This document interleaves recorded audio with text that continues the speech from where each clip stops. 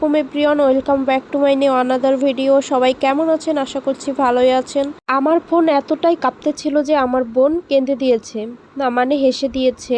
আসলে রিক্সা উঠে যে ফোন এতটা কাঁপতেছিল তা আমি বুঝতে পারিনি, মানে আমার হাত কন্ট্রোলে ছিল না। তো যাই হোক, একটু পর আমার ভিডিওর মধ্যে যাই হোক না বললে আবার ভালো লাগে না।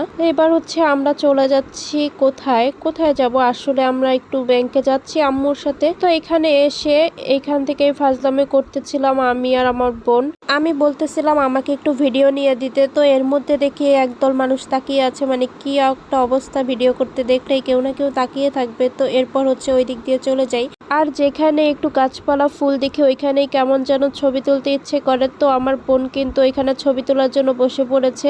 নর্মালি ব্যাংকের মধ্যে কিন্তু একটু ভিড় থাকেই কম বেশি, তো আমরা এখানে এই কারণেই ওয়েট করতেছিলাম, কারণ ভিতরে এত মানুষ, এই কারণে আর যাই নাই ওইখানে। তো এখানে বসে বসে কিছু পিক আর ছবি তুলতেছিলাম, একটু ভিডিও নিতেছিলাম। আর বাহিরে এত পরিমাণে গরম ছিল, কি আর বলবো, বলার মতো ভাষাই নেই।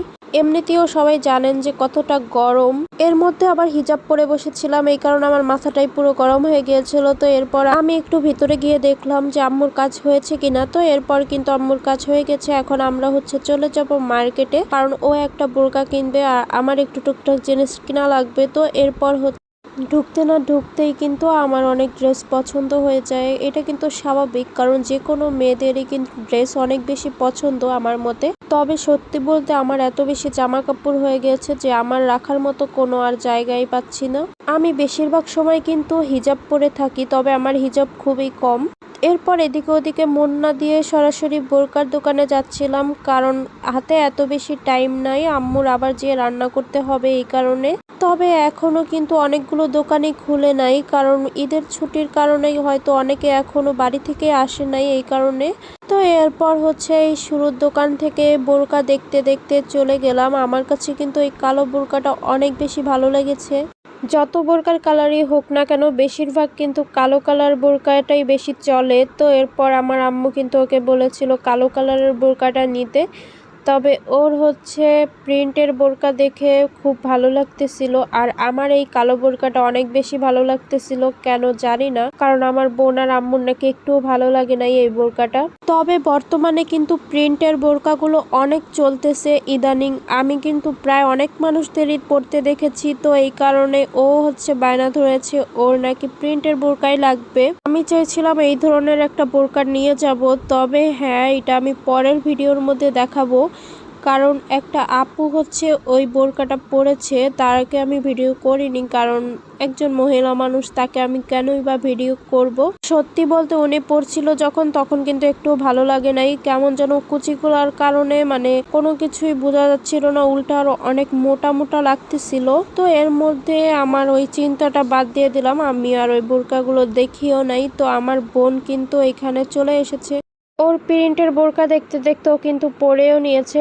আসলে দোকানদারটা অনেক ভালো ছিল, উনিই বলতেছিল যে গায়ে দিয়ে এরপরে নেও। তো এখানে কিন্তু আরো অনেক সুন্দর সুন্দর বোরকা আছে। ওরে কিন্তু আম্মু যে এই কালো বোরকাটা নিতে বলছিল, বাট ওর কিন্তু শুধু ওই প্রিন্টের বোরকার দিকেই নজর যাচ্ছিল, যে কারণে ও হচ্ছে এগুলো নেয় নাই। আর তবে কিন্তু এইগুলো হচ্ছে স্টুডেন্ট যারা, তারা কিন্তু পরে না, একটা সময় এগুলো খুব নতুন চলতেছিল, বাট এখন কিন্তু এই প্রিন্টের বোরকাগুলোই চলে। আর হাতার ডিজাইনগুলো কিন্তু খুবই সুন্দর। এখানে মেরুন কালারের যে বোরকাটা দেখতে পাচ্ছেন, এইটা কিন্তু আবায়া বোরকা। এই বোরকাটা আমার এখনো আছে, মানে আমি খুব শখ করে ওই বোরকাটা কিনেছিলাম। আর এইখানে হচ্ছে দেখতে পাচ্ছেন যে বোরকাগুলো রয়েছে কোটি সহ, আমার এরকম কালো একটা বোরকাও রয়েছে।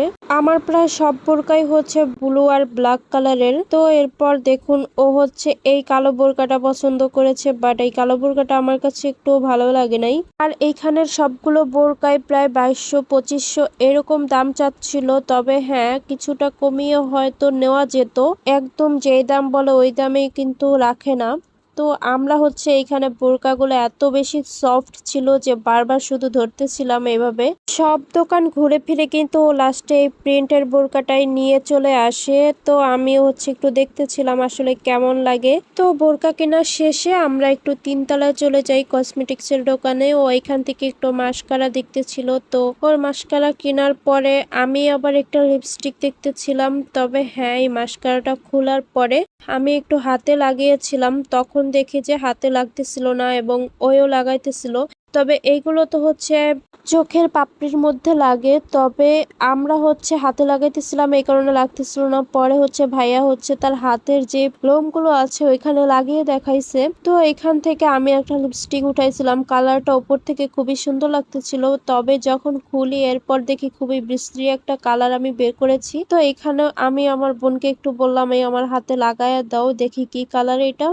এখানে দেখে দেখলাম যে এটা পুরো নীল কালার। আসলে আমি একটা বেগুনি কালার লিপস্টিক খুঁজতেছিলাম, তো কোনো দোকানেই পাই নাই। আর এইগুলো কিন্তু দেখতে খুবই সুন্দর লাগতেছিল। এইগুলোর প্রাইস ছিল 100 টাকা করে। এইগুলো কিন্তু ঠোঁটে লাগাইলে হালকা একটা গ্লোপি কালার আসে, তো ভালোই লাগে এইগুলো। তো আমি হচ্ছে এখান থেকে এরপর চলে যাই, আমার কেনার মতো কিছুই নাই। আমি হচ্ছে এরপর 4 তলায় খুবই ইম্পর্টেন্ট একটা জিনিস কেনার জন্য গেছিলাম। তো এটা কেনার পরে আমি বাসায় চলে যাচ্ছি। কি কিনেছি তা পরবর্তী ভিডিওতে জানিয়ে দিব।